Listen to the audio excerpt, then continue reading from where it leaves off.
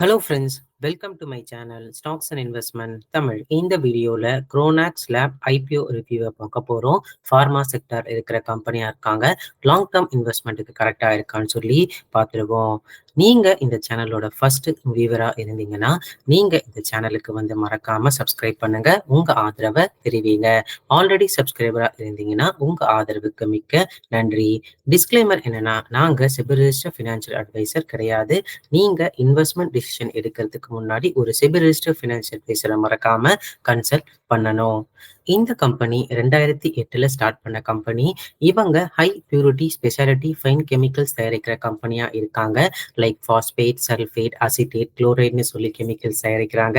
இந்த கெமிக்கல்ஸ் எல்லாமே வந்து பார்மாசிட்டிக்கல், நியூட்ராசிட்டிக்கல் பிசினஸ்ல வந்து யூஸ் பண்ற கெமிக்கல்ஸா வந்து இருக்கு. இவங்க கிட்டத்தட்ட 20 கண்ட்ரீஸ்க்கு இவங்க ப்ராடக்ட்டை வந்து எக்ஸ்போர்ட் பண்ணிட்டு இருக்காங்க. லைக் அர்ஜென்டினா, யூஎஸ்ஏ அந்த மாதிரி கண்ட்ரீஸுக்கு.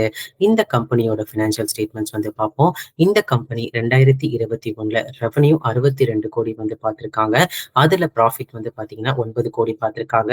2022 ரெவன்யூ 83 கோடி, ப்ராஃபிட் 13 கோடி. 2023 ரெவன்யூ 97 கோடி, ப்ராஃபிட் 16 கோடியா வந்து இருந்திருக்கு. 9 months ஃபினான்ஷியல் 2024 இவங்க ரெவன்யூ 68 கோடி, ப்ராஃபிட் 15 கோடியா இருந்திருக்கு. இவங்களோட ஏர்னிங்ஸ் பெர் ஷேர் ஆல்மோஸ்ட் டபுளா இருக்கு. 4.17 பைசாவா இருக்கு.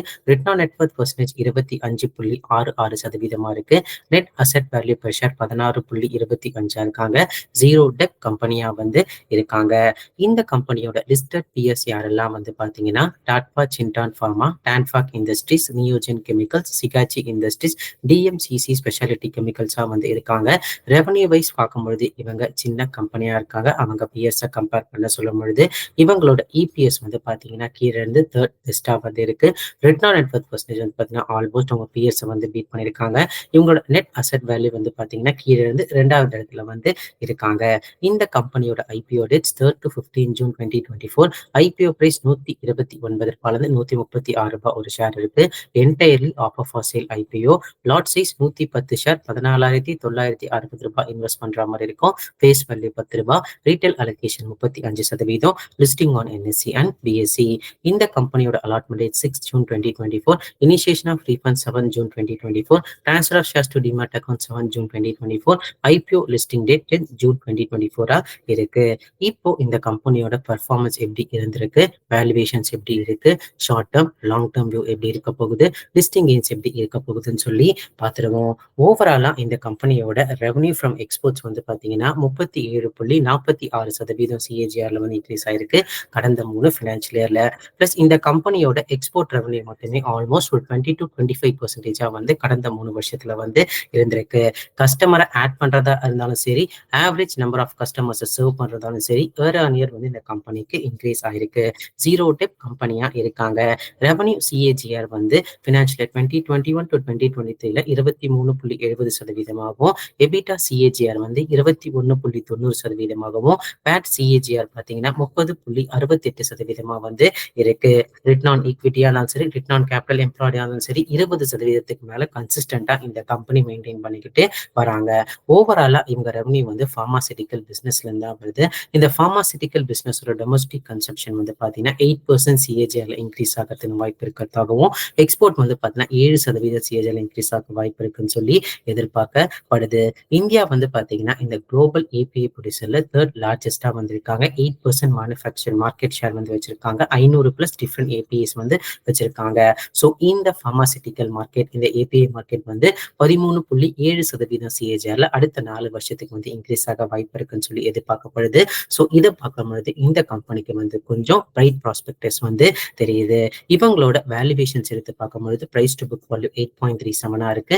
பிரைஸ் டு earning ratio 30.37 இருக்கு. இது இவங்க பிஎஸ் கம்பேர் பண்ண சொல்ல வந்து பாத்தீங்கன்னா குறைவுதான். ஏன்னா இவங்க பிஎஸ்ல லீஸ்டா 38 டைம் ஏர்னிங்ஸும் ஹையஸ்டா 100 டைம்ஸ் ஏர்னிங்ஸ்ல வந்து இருக்காங்க. போஸ்ட் ஐபிஓல இவங்களோட பிரைஸ் டு earning ratio 24.47 வந்து இருக்கு. ஸோ வேல்யூவேஷன்ஸ் பிஎஸ் கம்பேர் பண்ண என்ன சொல்ல வந்து உயர்வா இருக்கு. அதுக்கப்புறம் வந்து பார்த்தீங்கன்னா, பிரைஸ் டு புக் வேல்யூ 8.37 இருக்குது. கொஞ்சம் ஹையர் சைடா நான் வந்து பார்க்குறேன். ஏன்னா ஸ்மால் சைஸ் ரெவென்யூ கம்பெனியா இருக்கிறதுனால.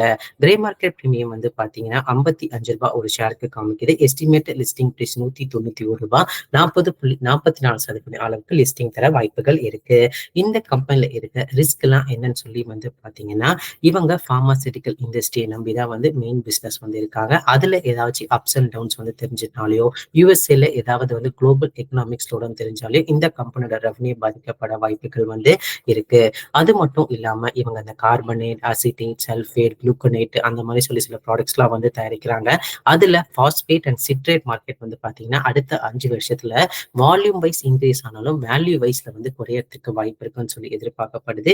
இதனால அவங்க ரெவென்யூ அண்ட் ப்ராஃபிட் மார்ஜின்ஸ் பாதிக்கப்படும் வாய்ப்புகள் வந்து இருக்கு. அது நீங்க மனசுல வந்து வச்சிருக்கணும். பிளஸ் கெப்பாசிட்டி யூட்டிலைசேஷன் இந்த கம்பெனிக்கு வந்து குறைவா இருக்கு. ஆப்ரேட்டிங் கேஷ் ஃப்ளோ ஓரளவுக்கு நல்லாவே வந்து வச்சிருக்காங்க.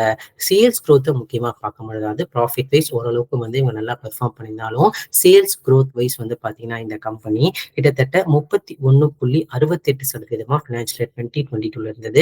16.21% ஃபினான்ஷியல் இயர் 2023 வந்து குறைந்திருக்கு. ஸோ சேல்ஸ் குறையறதுனால இந்த கம்பெனியோட ரெவென்யூ அண்ட் ப்ராஃபிட் மார்ஜின்ஸ் வந்து பாதிக்கப்பட வாய்ப்புகள் வந்து இருக்கு. இதெல்லாம் இந்த கம்பெனியோட ரிஸ்கா வந்து நான் பாக்குறேன்.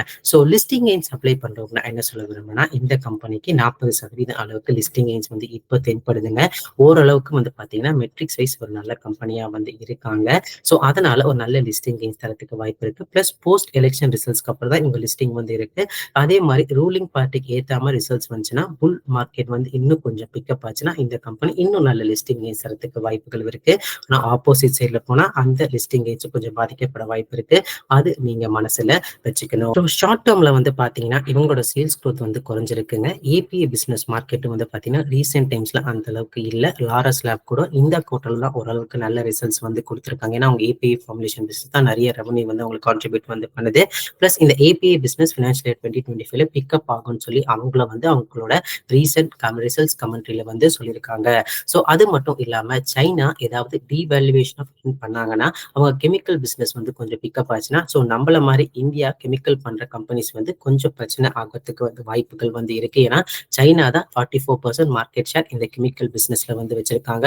ஸோ ஷார்ட் டேர்ம்ல ஒரு சில பிரச்சனைகள் வந்து இந்த ஸ்டாக்கு வந்து தென்படுது. ஸோ லாங் டேர்ம்ல இவங்க இன்வால்வ் ஆகிற பார்மாசிட்டிக்கல் பிசினஸ் வந்து பாத்தீங்கன்னா ஒரு நல்ல ரிட்டர்ன்ஸ் தர வாய்ப்பு இருக்கு. பிளஸ் ஆம்பிள் ஆஃப் ஆப்பர்ச்சுனிட்டிஸும் வந்து பாத்தீங்கன்னா இந்த மாதிரி கம்பெனிஸ்க்கு வந்து தென்படுது. ஸோ நம்ம போஸ்ட் ஐபிஓல இந்த கம்பெனி ஒருவேளை அப்ளை பண்ணி நம்ம இன்வெஸ்ட் பண்ணி கன்சிடர் பண்ணோம்னா போட்ட பணத்தை எடுத்து கன்சிடர் பண்றது வந்து கரெக்டா இருக்கும். ஏன்னா ஆல்ரெடி 40% அளவுக்கு லிஸ்டிங் கெயின்ஸ் வந்து தராங்க. அதுக்கப்புறம் இவங்களோட பெர்ஃபார்மன்ஸ் எப்படி இருக்குன்னு பார்த்து 1, 2ன்னு சொல்லி கன்சிடர் பண்ணலாமா வேண்டாமான்னு சொல்லி முடிவு எடுக்கிறது கரெக்டா இருக்கும். ஏன்னா இந்த ஏபிஐ ஃபார்முலேஷன் பிசினஸ் தொய்வடையுதா இல்ல கொஞ்சம் இன்க்ரீஸ் ஆகுதான்னு சொல்லி பாக்குறதுக்கு இந்த ஐடியா யூஸ் ஆகும்னு சொல்லி நான் நினைக்கிறேன். ஸோ இதெல்லாமே வந்து பாத்தீங்கன்னா என்னோட பர்சனல் வியூ. நீங்க இந்த மாதிரி ஐபிஓலயோ ஸ்டாக்லயோ இன்வெஸ்ட் பண்றதுக்கு முன்னாடி ஒரு தடவை செபி ரிஜிஸ்டர்ட் ஃபினான்ஷியல் அட்வைசரை மறக்காம கன்சல்ட் பண்ணணும். இந்த வீடியோ உங்களுக்கு பிடிச்சிருந்தா லைக் பண்ணுங்க. ரெகுலர் வீடியோ அப்டேட்டுக்கு பெல் ஐகானை கிளிக் பண்ணுங்க. மறக்காம ஸ்டாக்ஸ் அண்ட் இன்வெஸ்ட்மெண்ட் சேனலை சப்ஸ்கிரைப் பண்ணுங்க. தேங்க்ஸ் ஃபார் வாட்சிங் stocks and investment Tamil channel.